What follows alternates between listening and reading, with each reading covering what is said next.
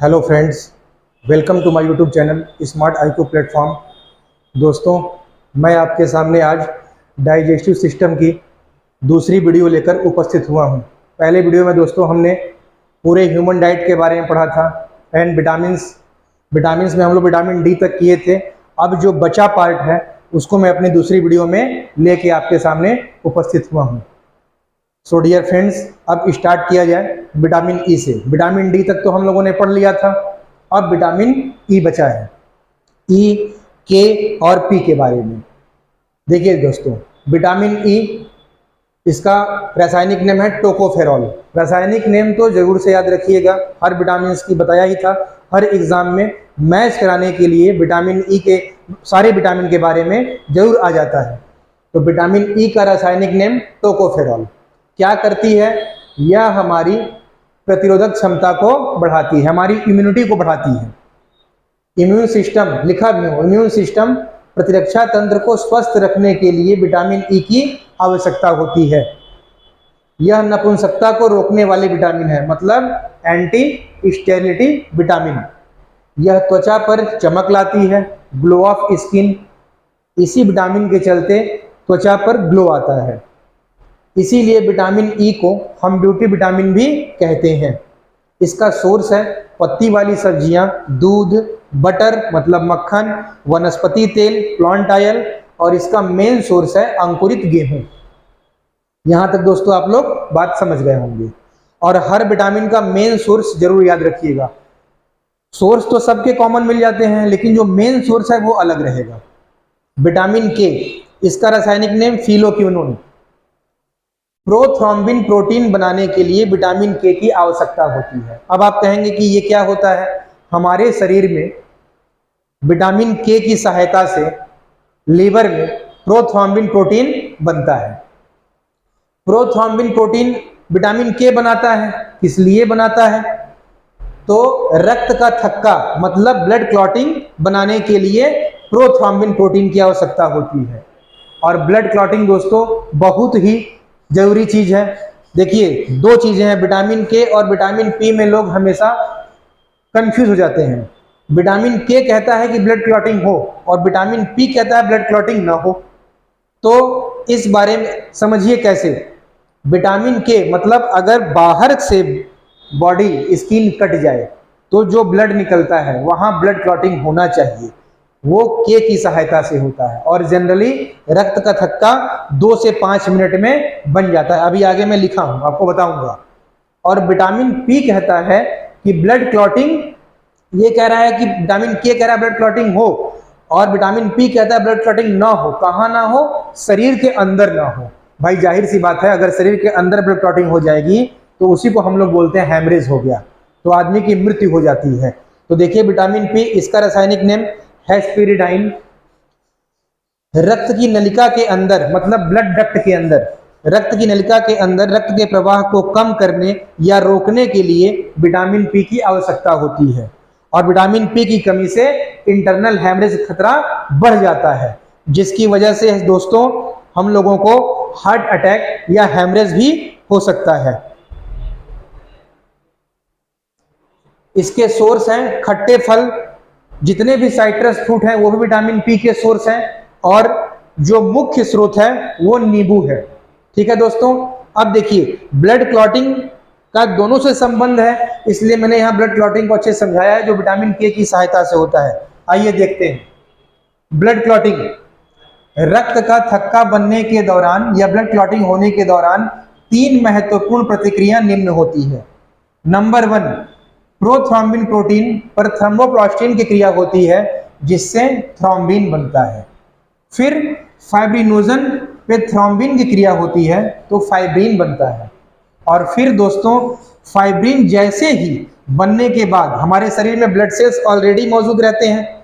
Blood 2 प्रकार के होते हैं। आगे मैं कार्डियोवैस्कुलर सिस्टम जब ब्लड पढ़ाऊंगा तो आपको बताऊंगा कि ब्लड 2 भागों में बटा हुआ है, एक प्लाज्मा, दूसरा ब्लड सेल्स।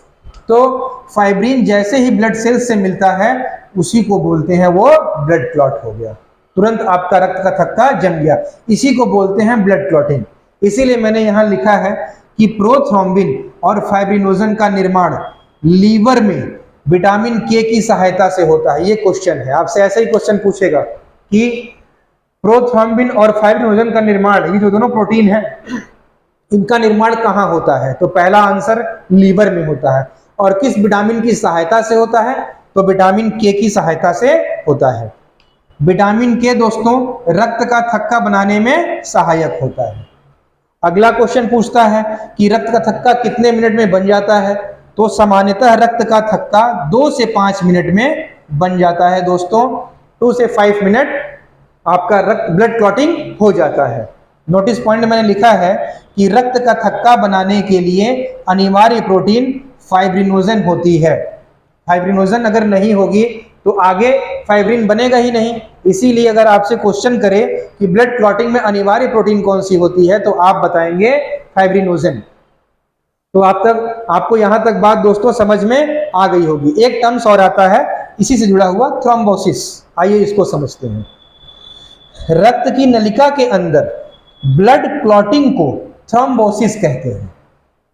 ठीक, जैसे जो बता रहे थे विटामिन पी की कमी हो जाएगी तो हमारे बॉडी के अंदर, रक्त नलिका के अंदर रक्त जम जाएगा, उसी को हम थ्रोम्बोसिस कहते हैं। और इसकी वजह से हार्ट अटैक और हैमरेज का खतरा भी हो जाता है। अब सवाल उठता है दोस्तों कि थ्रोम्बोसिस होता कैसे है? तो यहां लिखा हूं थ्रोम्बोसिस होता कैसे है। प्लेटलेट्स के चोटिल या घायल होने से थ्रोम्बोसिस होता है। फिर कहेंगे प्लेटलेट्स कैसे घायल होता है?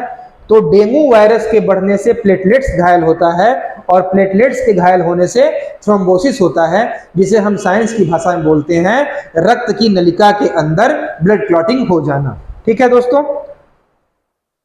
ये हमारा पूरा ब्लड क्लॉटिंग हो गया। ठीक है, अब देखिए रक्त का नहीं जमना ये भी एक बीमारी है कि ब्लड क्लॉटिंग किसी को हो ही नहीं रहा है। ठीक है, उसको साइंस की भाषा में हमने नाम दिया हीमोफीलिया। रक्त के नहीं जमने को ही हीमोफीलिया कहते हैं। और दोस्तों यह लैंगिक आनुवंशिक बीमारी है, सेक्सुअल जेनेटिकल डिसीज है। ठीक है, एक्स क्रोमोसोम में पाया जाता है। इसका मतलब कि जेनेटिकल है तो लाइलाज बीमारी है। ठीक है, और एक्स क्रोमोसोम में पाया जाता है, इसका मतलब कि मेल और फीमेल दोनों में पाया जाएगा। यहां तक हम लोगों का विटामिन और ब्लड क्लॉटिंग दोस्तों पूरा कंप्लीट हो गया। अब आते हैं हम लोग मिनरल्स के बारे में। जिस दिन मैंने ह्यूमन डाइट आपको लिखवाया था उस दिन मैंने आपको पूरी चार्ट बनाई थी। तो ह्यूमन डाइट में हमने क्या क्या पढ़ा? Carbohydrates, fat, protein, vitamins. अब आ रहे हैं हम लोग मिनरल्स के बारे में। देखिए मिनरल्स, खनिज, कोई अगर आपसे क्वेश्चन करे, जैसे मैंने बताया था कार्बोहाइड्रेट का ओनली वन फैक्ट ऊर्जा के लिए, फैट, कार्बोहाइड्रेट से जब ऊर्जा नहीं मिलती है तो वसा से ऊर्जा मिलती है। प्रोटीन बॉडी बिल्डिंग के लिए। ठीक है, विटामिन्स पचे हुए भोजन को एब्जॉर्ब करने के लिए जिससे एनर्जी मिले। फिर जब आपसे क्वेश्चन करेगा कि हम मिनरल्स किस लिए लेते हैं, तो कोशिका के आकार को सही रखने के लिए और संदेश और निर्देश ठीक से हमारे बॉडी में कार्य करें, इस चीज के लिए हम मिनरल्स लेते हैं। सबसे पहला मिनरल्स मैंने लिखा है जिंक। इम्यून सिस्टम को स्वस्थ रखने के लिए इसकी आवश्यकता होती है, जिससे हमारी इम्यून सिस्टम सही रहे। जिंक को बोलते क्या है? Test identification.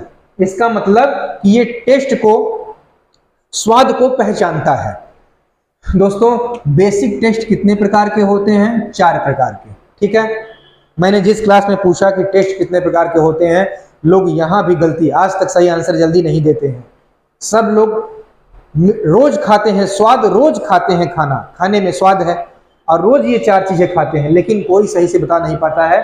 मीठा, खट्टा, तीखा, नमकीन, लोग कड़वा को बोल देते हैं, इसीलिए मैंने नोटिस पॉइंट लिखा है। स्वाद 4 प्रकार के ही होते हैं, स्वीट, मीठा, खट्टा, सोर, तीखा, स्पाइसी, नमकीन मतलब सॉल्ट। और जो दोस्तों कड़वा कसला जो बिटर होता है, ये टेस्टलेस होता है, स्वादहीन होता है। कड़वा कभी स्वाद नहीं होता। तो अब आप यहां तक जिंक समझ गए होंगे। जिंक की एक और चीज है दोस्तों, समझ लीजिए। जिंक हमारा जो इम्यून सिस्टम की रक्षा कैसे करता है। जैसे हमको कभी हम लोगों को फीवर हुआ, फीवर का मतलब कि हमारे शरीर पर रोगाणुओं का अटैक हुआ है, तो हमारे बॉडी की इम्यून सिस्टम हमारे बॉडी के टेम्परेचर को बढ़ा देती है। हमारा इम्यून सिस्टम हम लोग से समझदार है, जैसे हम लोगों को बुखार हुआ, हमारे बॉडी का इम्यून सिस्टम हमारे बॉडी के टेम्परेचर को बढ़ा दिया, हम सभी की, जिसको फीवर होता है। क्यों बढ़ाया? क्योंकि जो रोगाणु आए हैं वो टेम्परेचर के बढ़ने से मर जाएं।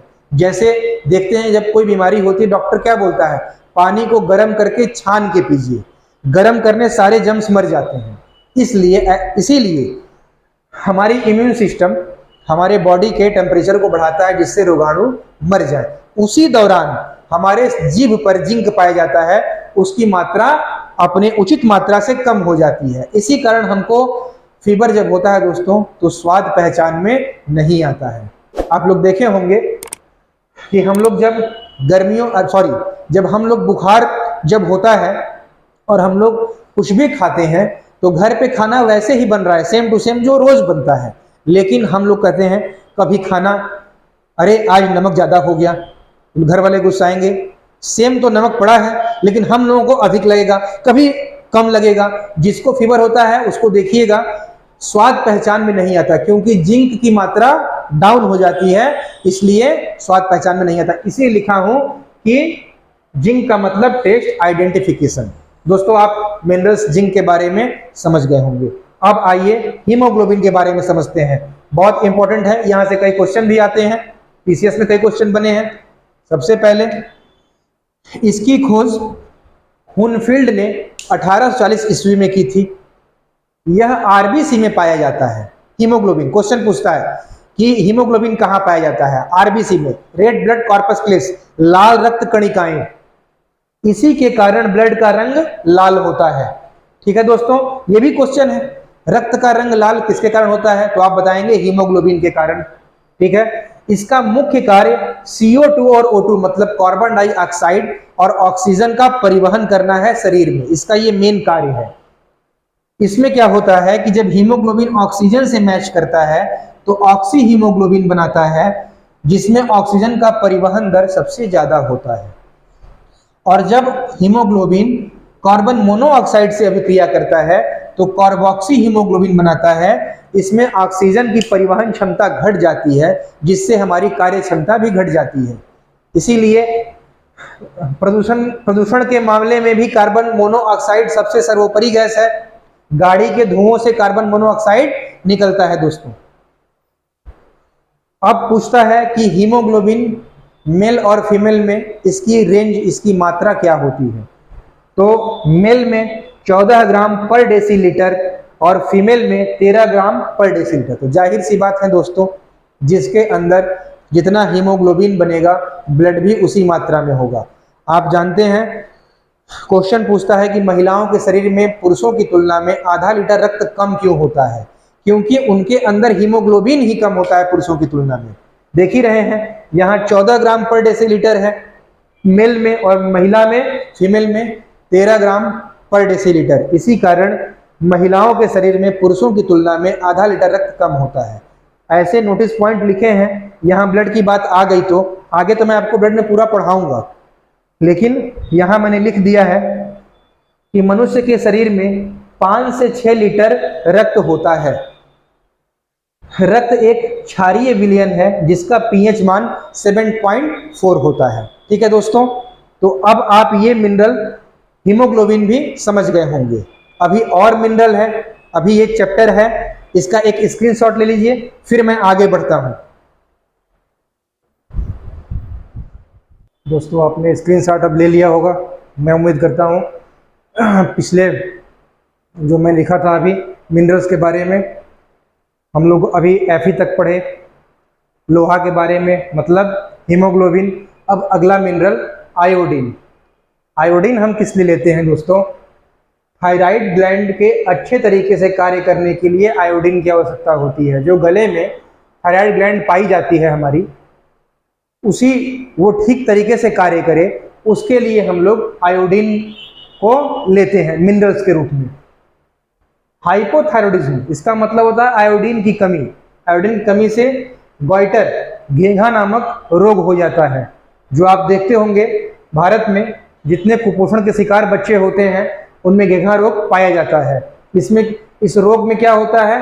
आंखें बाहर निकल जाती हैं और गर्दन सूज जाती है। आंखें बाहर निकलने का मतलब ये नहीं कि गिर गई, आंखें बाहर मतलब आंखें बड़ी हो जाना, ठीक है। आयोडीन। कॉपर, अगला मिनरल्स कॉपर है। इसको हम किस लेते हैं? जो हम आयरन खाते हैं, जो आयरन लेते हैं उसको अवशोषित करने के लिए कॉपर की आवश्यकता होती है। इसकी कमी से आरबीसी की संख्या घट जाती है, जिसको हम लोग एनीमिया कहते हैं। एनीमिया का मतलब ही होता है रक्त की कमी या आयरन की कमी या खून की कमी, उसी को बोलते हैं एनीमिया। कॉपर की कमी से होता है। अगला मिनरल है दोस्तों कोबाल्ट। पीसीएस के एग्जाम में पूछ चुका है ये क्वेश्चन कि विटामिन बी12 में कौन सा मिनरल पाया जाता है, तो कोबाल्ट जो है विटामिन बी12 में पाया जाता है और इसकी कमी से भी एनीमिया होता है। तो ये तो दोस्तों हमारा मिनरल्स था जो हम लोगों ने पढ़ा। जिंक, हीमोग्लोबिन मतलब आयरन, आयोडीन, कॉपर, कोबाल्ट, ठीक है। अब हम पढ़ते हैं टीथ के बारे में, जो डाइजेस्टिव सिस्टम का अगला टॉपिक है। टीथ, मानव के पास दो दांतों का समुच्चय है, मतलब सेट है। एक है आपका मिल्क सेट, जो हम कहते हैं दूध के दांत, जिसमें दांतों की संख्या 20 होती है। और ये क्वेश्चन भी पूछता है कि जो दांतों की संख्या 20 होती है, जो दूध के दांत होते हैं, वो कितने वर्ष की उम्र में टूट जाते हैं? तो ये 12 वर्ष की आयु में टूट जाते हैं, ठीक है दोस्तों, जो 20 जो दूध के होते हैं। दूसरा होता है परमानेंट सेट, जिसे हम बोलते हैं अस्थाई दांत, ठीक है। इसमें दांतों की संख्या 32 होती है, 16 ऊपर जबड़े में, 16 नीचे जबड़े में, ठीक है। और क्वेश्चन अगर पूछे, देखिए नोटिस पॉइंट मैंने लिखा है, यहां लोग फंस जाते हैं। जब क्वेश्चन करता है कि पूरे जीवन काल में हमारे दांतों की संख्या कितनी होती है, तो लोग यहीं पे कंफ्यूज हो जाते हैं। जीवन काल में दांतों की संख्या 20 + 32 = 52, 52 होती है। अब देखिए दोस्तों, 6 महीने की उम्र में पहला दांत निकलता है, जो दूध का होता है, उसे हम मोलर टीथ कहते हैं। टाइम फिक्स है, 6 महीने में बच्चे की दांत निकलना ही निकलना है, वो मोलर टीथ होता है। किसी किसी का अपवाद स्वरूप लेट हो जाता है, 6 मंथ में पहला दांत निकलता है, जो मोलर टीथ होता है। और 6 वर्ष की उम्र में जो पहला दांत निकलता है, वो मोलर परमानेंट होता है, जिसे हम अस्थाई दांत कहते हैं। अब दांतों के बारे में और देख लेते हैं दोस्तों। दांत 2 लेयर होती है टीथ में, ठीक है। बाहरी भाग को एनामल कहते हैं, एनामेल या इनेमल, और आंतरिक भाग को डेंटाइन कहते हैं। दांतों के अध्ययन को हम ओडोंटोलॉजी कहते हैं, ठीक है दोस्तों। दांतों का निर्माण पूछे किससे हुआ है, तो कठोर ऊतक, हार्ड टिश्यू, ठीक। दांतों को हमारे क्षति किससे पहुंचती है, तो फ्लोरीन से। दांतों के बाहरी भाग को बताया मैंने अभी, इनेमल कहते हैं। ये कैल्शियम एपेटाइट का बना होता है। ये क्वेश्चन पूछेगा कि इनेमल किसका बना होता है, तो कैल्शियम एपेटाइट का बना होता है, ठीक है। दांतों का आंतरिक भाग डेंटाइन होता है, जो कैल्शियम फॉस्फेट का बना होता है, ठीक है दोस्तों। यहां तक बात आपको समझ में आ गई होगी। अब टाइप ऑफ टीथ, दांतों के प्रकार, ठीक है। देखिए मैंने यहां चित्र बनाया है, पहले समझ लेते हैं। जो यहां के दांत होते हैं, 4 नीचे 4 ऊपर, ठीक है, इसको हम इंसीजर कहते हैं। जो नुकीले वाले होते हैं कॉर्नर पे, यहां पे जो चिड़ने फाड़ने काम करते हैं, इसे हम कैनाइन कहते हैं। और दोस्तों जो कैनाइन के बगल में होते हैं, उसे हम प्रीमोलर कहते हैं। और सबसे लास्ट वाला मोलर होता है। अब आइए उसको पढ़े 1 बाय 1। इंसीजर को हिंदी में बोलते हैं कृंतक। ये भोजन को काटने का काम करता है, जैसे शाकाहारी जीव में पाया जाता है। जैसे हम लोग कोई फल वगैरह खाते हैं, सेव, तो दांतों को इंसीजर का यूज करते हैं, ठीक है। इसको हम नोज टीथ कहते हैं, क्योंकि नाकों के एकदम बराबरी भाग में आपका पाया ही जाता है, ठीक है। इसकी संख्या 4 × 2 = 8, 4 नीचे 4 ऊपर, ठीक है। दूसरा है कैनाइन, रदनक, भोजन को चीरता फाड़ता है, जैसे मांसाहारी जीव। और मांसाहारी जीवों में सबसे लंबा भी होता है दोस्तों। इसे आई टीथ कहते हैं, आंखों के नीचे कैनाइन पाया जाता है। और इसकी संख्या 2 × 2 4 होती है, 2 नीचे 2 ऊपर। तीसरा होता है प्रीमोलर, अग्रचवर्णक। भोजन को चबाता है या पीसता है, यहां वाला ये पीसने का कार्य करता है, ठीक है। सबसे बड़ी बात दोस्तों, यह बच्चों में नहीं होता है।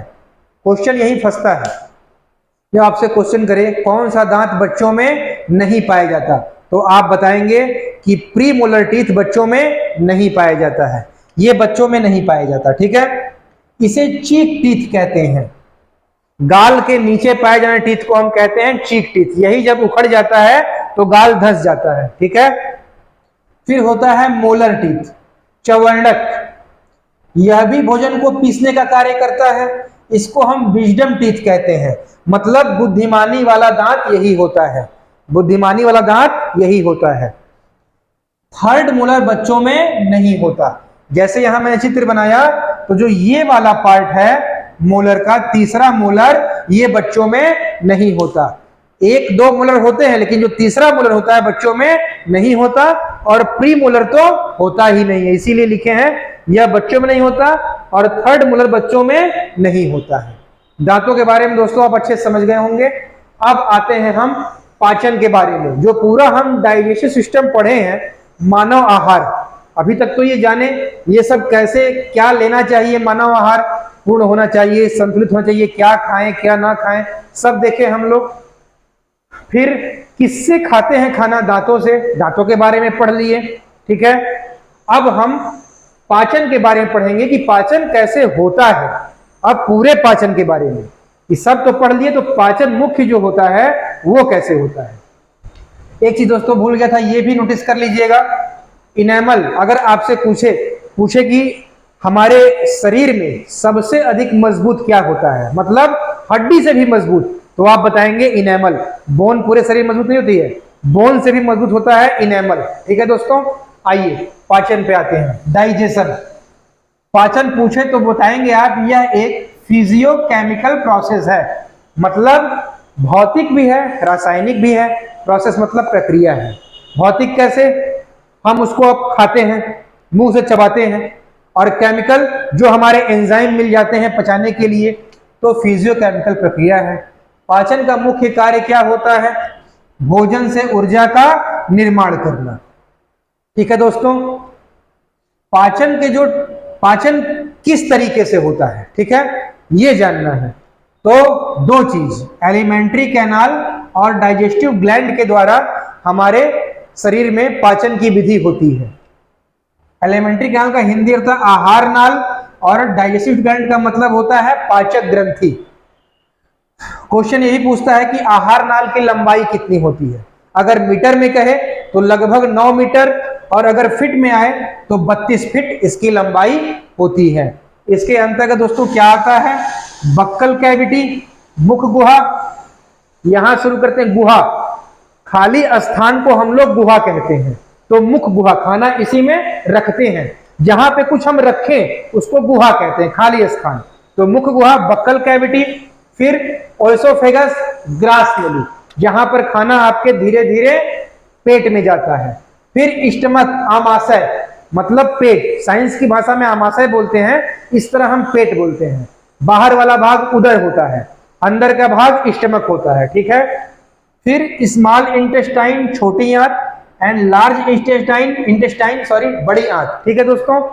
और लास्ट में आपका एनस, गुदा। ये हमारा पाचन का प्रोसेस है, और उसमें हमारे ये डाइजेस्टिव ग्लैंड हेल्प करते हैं, जिसमें नंबर 1 सलाइवरी ग्लैंड, जो मुख गुहा में पाई जाती है, जो खाने का पाचन मुख से ही आरंभ कर देती है। फिर गैस्ट्रिक ग्लैंड, जठर ग्रंथि, जो हमारे पेट में पाई जाती है। फिर लीवर, यकृत, ये बाइल जूस का निर्माण करता है, अभी दोस्तों आगे पढ़ाएंगे। फिर गाल ब्लैडर, जो लीवर बाइल जूस बनाता है, गाल ब्लैडर उसको स्टोर करता है। फिर पैंक्रियाज, अग्न्याशय, ये 3 एंजाइम छोड़ता है, ये भी आगे पढ़ाएंगे आपको, ठीक है दोस्तों। तो इतनी विधियों से हमारा पाचन का कार्य पूर्ण होता है। अब 1 बाय 1 हम इसको पढ़ेंगे, ठीक है। सबसे पहले बक्कल कैविटी, मुख गुहा। अगर आपसे क्वेश्चन करे कि हमारे शरीर में, मतलब मुख में कितने प्रकार की लाल ग्रंथि पाई जाती है, तो आप बताएंगे 6 प्रकार की लाल ग्रंथियां पाई जाती हैं, ठीक है। फिर पूछे लार का माध्यम क्या होता है, तो लार का माध्यम दोस्तों हल्का क्षारीय होता है, जिसका पीएच मान जो होता है 6.7 से 6.8 होता है। पीएच का फुल फॉर्म भी जान जाइए, पावर ऑफ हाइड्रोजन या पोटेंशियल ऑफ हाइड्रोजन, उसी को हम बोलते हैं पीएच मान। ठीक है, तो दोस्तों इसका पीएच मान 6.7 से 6.8 होता है। ठीक है, आमाशय में जो लार का माध्यम होता है वो एसिडिक होता है, यहां पे अम्लीय होता है। ठीक है, जिसका पीएच मान 1.5 से 3.5 होता है। बाकी सारे जगह लार का माध्यम क्षारीय हो, हल्का क्षारीय होगा, सिर्फ आमाशय को छोड़ के। यहां पे लार का माध्यम 1.5 से 3.5 पॉइंट होता है। ठीक है दोस्तों, अब बक्कल कैविटी जो हमारी मुख गुहा है, वहां पे जो ये एंजाइम होते हैं जो 6 प्रकार के, उसमें मैंने मेन एंजाइम को लिखा है, कौन क्या करता है। लाइसोजाइम एंजाइम दोस्तों, लाइसोजाइम ये एंटीबैक्टीरियल है, जीवाणुओं को मारता है। और आपसे क्वेश्चन करेगा कहां पाया जाता है, तो अंडे के अंदर और आंख के आंसुओं में ये लाइसोजाइम एंजाइम पाया जाता है। ठीक है, हमारे मुख गुहा में भी। फिर टाइलिन एंजाइम और डाइस्टेज एंजाइम, ये दोनों एंजाइम मिलके एक ही कार्य करते हैं, स्टार्च मंड या चोकर का पाचन करते हैं। आटा को हम लोग कितना भी चाल लें, चोकर रह ही जाता है और रहना भी चाहिए, वो फायदा करता है। तो ये उसी चोकर का पाचन करते हैं। पूरा चोकर निकल जाएगा दोस्तों तो वो मैदा हो जाएगा। ठीक है, फिर लास्ट एंजाइम म्यूकस एंजाइम, ये भोजन को चिपचिपा और गीला करता है। ये प्रोसेस हमारे मुंह में होती है और उसके बाद फिर दूसरे नंबर पे हमारा आता है ओएसोफेगस, जिसको अभी हम लोग अब लिखेंगे। तब तक दोस्तों आप इसका एक स्क्रीनशॉट ले लीजिए। दोस्तों आपने स्क्रीनशॉट अब ले लिया होगा। ठीक है, हम लोग पढ़े थे बक्कल कैविटी, वहां 4 एंजाइम पढ़े थे। अब आइए दूसरा होता है ये बक्कल कैविटी, ये ओएसोफेगस ग्रास नली, भोजन को ढकेलने के लिए इसमें पेरिस्टाल्सिस होता है, क्रमानुकुचन, मतलब भोजन को ढकेलता है। ठीक है दोस्तों, फिर खाना कहाँ आता है, भोजन, ध्यान रखिएगा यहाँ भोजन का पाचन नहीं होता ओएसोफेगस में। फिर भोजन आता है स्टमक में, आमाशय में, यहाँ भोजन 4 घंटे तक रहता है। इसके 3 भाग होते हैं, पहला होता है कार्डियक, दूसरा फंडिक, तीसरा पाइलोरिक। यहाँ कार्डियक में HCl का निर्माण होता है, यह जीवाणुनाशी होता है और भोजन को तोड़ता है। मैंने पढ़ाया था बक्कल कैविटी में लाइसोजाइम एंजाइम भी जीवाणुओं को तोड़ता है, जीवाणुनाशी होता है, एंटीबैक्टीरियल। कुछ जीवाणु जो वहां से बच जाते हैं और शरीर के अंदर प्रवेश करते हैं, वो कार्डियक में जाते ही HCl वहां मौजूद रहता है और उनको वहां मार देता है। ठीक है दोस्तों, दूसरा है आपका फंडिक, यह भोजन को रोक कर रखता है। यहाँ कांटानुमा रूजी पाया जाता है जो भूखा रहने पर चुभता है। देखते होंगे व्रत में, उपवास में महिलाएं या पुरुष जब खाली पेट रहते हैं तो यही रूजी टाइट हो जाता है और चुभने लगता है, इसी से लोग कहते हैं पेट गड़ रहा है। रीजन यही है कि यह जो होता है कांटानुमा रूजी, ये टाइट हो जाता है, भूखा रहने पर चुभता है। यही मैंने बनाया हूं, ऐसे ही होता है कांटानुमा। ठीक है दोस्तों, फंडिक में। फिर है पाइलोरिक, तीसरा, यहाँ गैस्ट्रिक ग्लैंड, जठर ग्रंथि पाई जाती है जो गैस्ट्रिक जूस, गैस्ट्रिक रस, जठर रस निकालती है। ठीक है, यहाँ गैस्ट्रिक जूस 2 प्रकार के एंजाइम छोड़ती है, एक रेनिन, दूसरा पेप्सिन।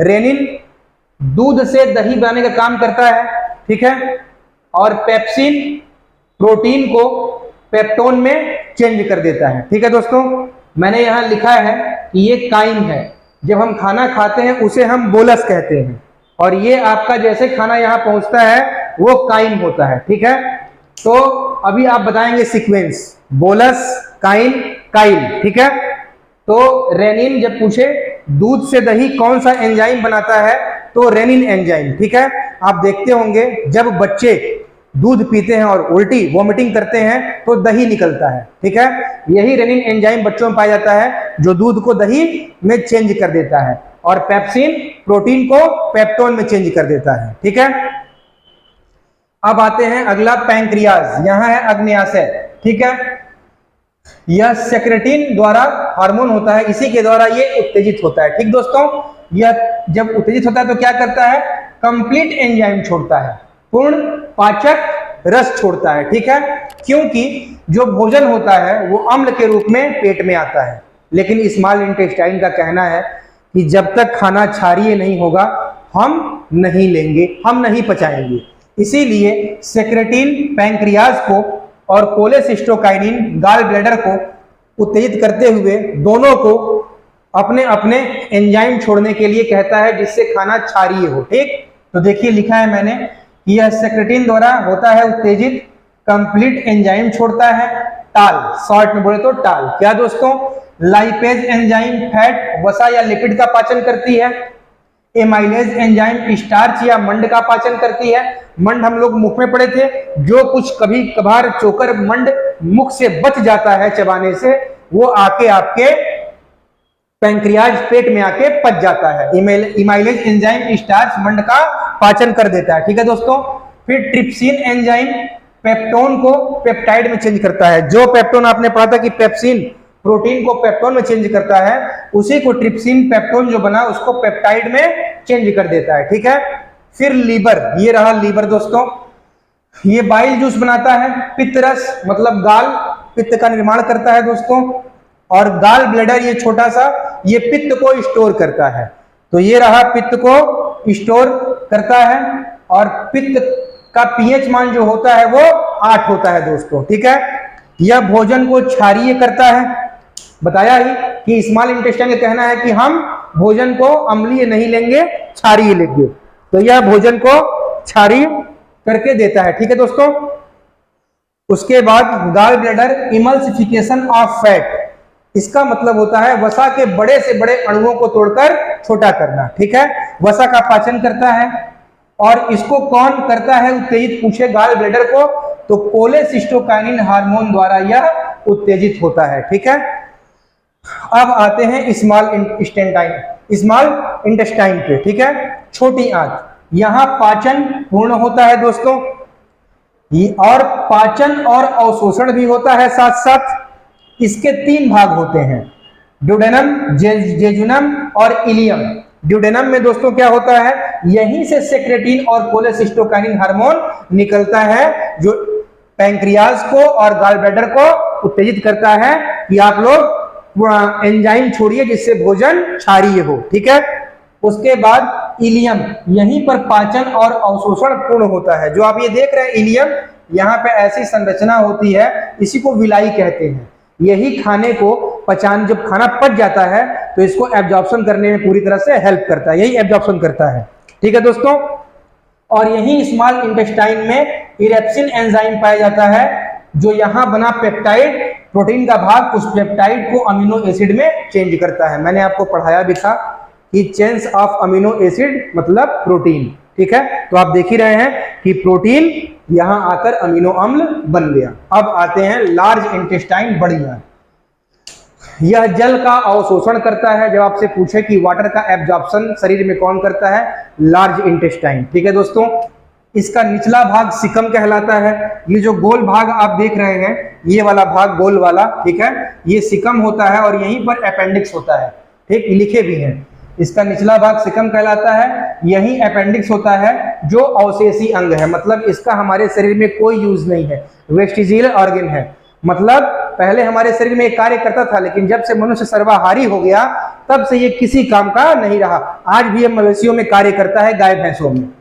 अब बड़ी आंत के जो भाग होते हैं दोस्तों, ये आप देख रहे हैं, ये उसको हम कोलोन कहते हैं। बड़ी आंत के भाग को कोलोन कहते हैं। ठीक है, पहला बोलते हैं असेंडिंग कोलोन, इसको बोलते हैं ट्रांसवर्स कोलोन, इसको बोलते हैं डिसेंडिंग कोलोन, इसे बोलते हैं सिग्माइड कोलोन, और इसे बोलते हैं रेक्टम मलाशय। ठीक है दोस्तों, ये हमारी लार्ज इंटेस्टाइन के भाग हैं। अब पाचन के चरण लास्ट में हो जाए दोस्तों, सीक्वेंस ऑफ डाइजेशन। ठीक है, सबसे पहले इंजेशन, फिर डाइजेशन, फिर एब्जॉर्प्शन, फिर एसिमिलेशन स्वांगीकरण, फिर डिफेक्शन। ठीक है दोस्तों, और भोजन का क्रम हमने बताया था, खाना खाए तो बोलस, पेट में गया काइन, और रेक्टम के द्वारा निकल गया काइल। ठीक है, यही दोस्तों पूरा आज आपका डाइजेस्टिव सिस्टम, पाचन तंत्र पहला टॉपिक कंप्लीट हो गया। दोस्तों मैं जल्द ही अब आपके सामने फिर दूसरी क्लास लेके आऊंगा, ग्लैंडुलर सिस्टम, ग्रंथि तंत्र, जिसमें हम एंजाइम और हार्मोन के बारे में पढ़ेंगे। इसलिए दोस्तों तब तक के लिए आप इस चैप्टर को खूब अच्छे से पढ़िए। ठीक है, और इसको प्लीज लाइक, शेयर और सब्सक्राइब जरूर करिए। दोस्तों फिर आप इसका स्क्रीनशॉट ले लीजिए, मैं आपको अगली वीडियो में मिलता हूं।